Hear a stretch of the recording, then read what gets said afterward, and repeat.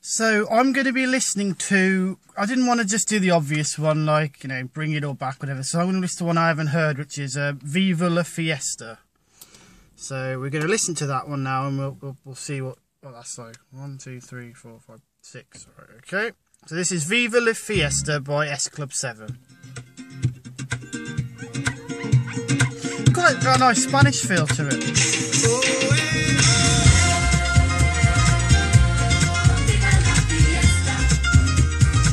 Quite good. I honestly haven't heard this before. Yeah, it's mixed up, you know, mixing the S Club sound up a little bit, really, wasn't it?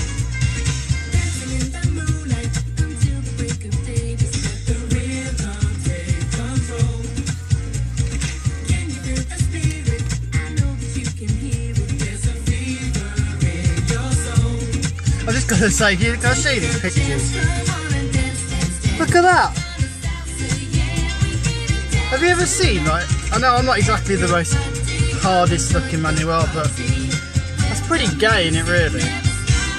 Look at Bradley having a little run.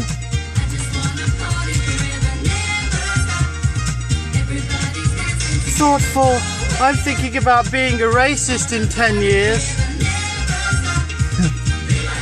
Silpachetti. Silpachetti.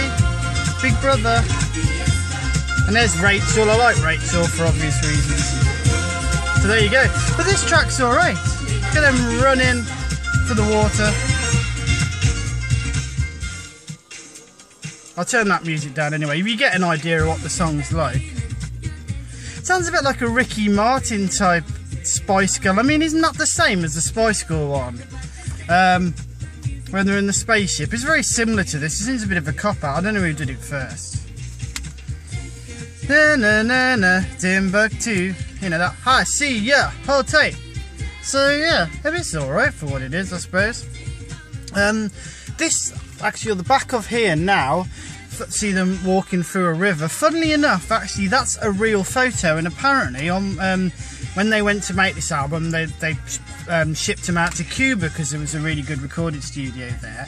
And on the way to the recording studio, the bus broke down by the side of this river, and all the roads are blocked, and they couldn't drive any further. So literally, the whole band, and this is a true story, were made. They had to walk all the way up the river, right to the recording studio. It took them about 4 hours. Even Bradley got his foot got infected, and he almost had to have it amputated. But luckily, he just about managed to finish the album. Thank fuck for that.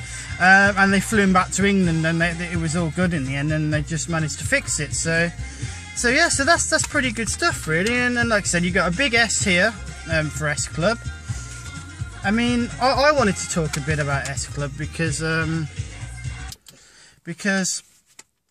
don't think people, you know, at an age now, they don't realise what S Club meant to us. There was, obviously everyone knows, there was a big scene, wasn't there, with the rave scene and Slipmat and SL2 and On a Ragger Tip. Everyone remembers that, and that was a big part of what kids did. And then during the, I mean, what year is this? Don't even know.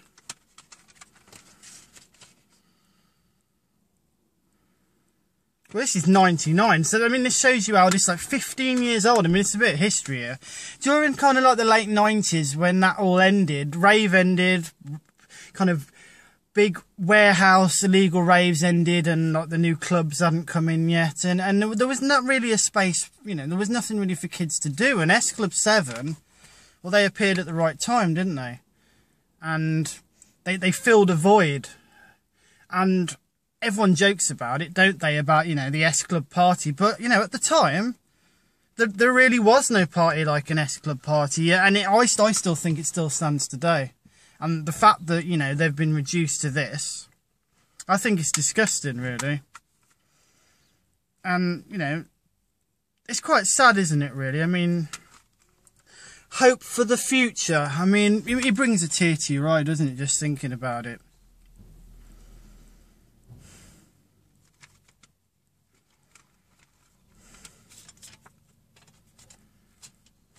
I mean, yeah, it was all right for Rachel, wasn't it? I mean, Rachel got to do a little solo thing, and she got to... Well, no, it wasn't even all right for Rachel, was it? You got Rachel.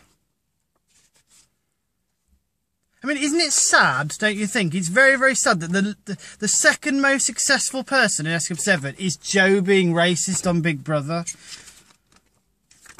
I mean, whatever happened to Bradley running along? And whatever his name was. I mean, I don't know if anyone used to watch the show. It was great. You had LA 7, Miami 7. There was another one, 7. I don't know.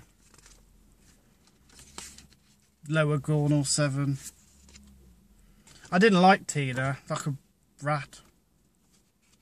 And Paul, right, this is Paul, look at him, with his t-shirt. He left, actually, this is, I will say one thing about Paul. Just so you know all the names there. In multicolour. Paul, fair play to him, he left before the end and formed a metal band.